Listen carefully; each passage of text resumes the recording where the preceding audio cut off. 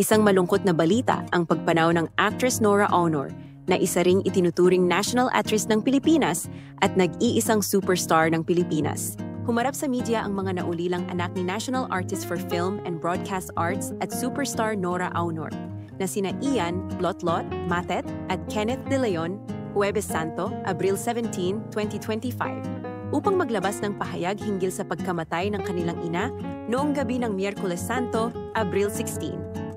Nagmula ang kumpirmasyon ng pagpanaw ni Ate Guy sa Facebook post ng biological son niyang si Ian, na isa ring aktor at anak nila ng dating mister na si Christopher De Leon. Si Ian na rin ang naging spokesperson ng pamilya. Nagpasalamat siya sa lahat ng mga nagmahal, naniwala at sumuporta sa kanilang inang superstar. Marami siyang natulungan, marami siyang minahal, maraming humanga sa kaniya dahil sa kakaiba niyang talento.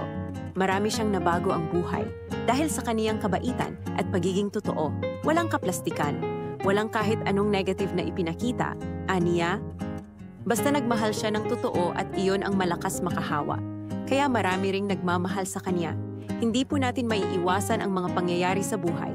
May mga plano ang Diyos. May magaganda pa siyang plano na kailangan nating maniwala at manampalataya sa Kanya. Sa aming pamilya, in behalf of my siblings, my family, my children, and my wife, maraming salamat po sa inyong lahat. Aniya pa. Matapos nito ay binasa na ni Ian ang kumpirmasyon ng pagpanaw ng kanilang ina. Passed away peacefully last night, April 16, surrounded by those who love her the most, bahagi ng pahayag. Naurirat din si Ian kung totoo bang ang dahilan ng pagkamatay ni Ate Guy ay dahil sa operasyon nito. Abril 10 pala ay na-confine sa ospital ang batikang aktres.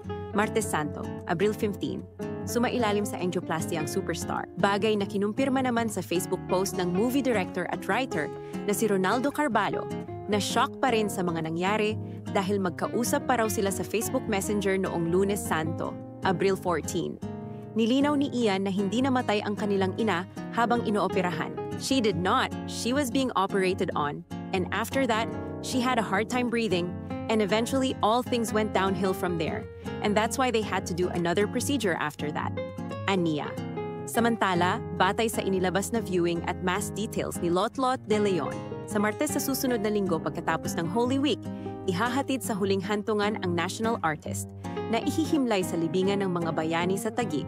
Hanggang dito na lang ang aking video. Kung nagustuhan nyo ang aking video, don't forget to subscribe and turn on all notification para lagi kang updated sa aking mga video.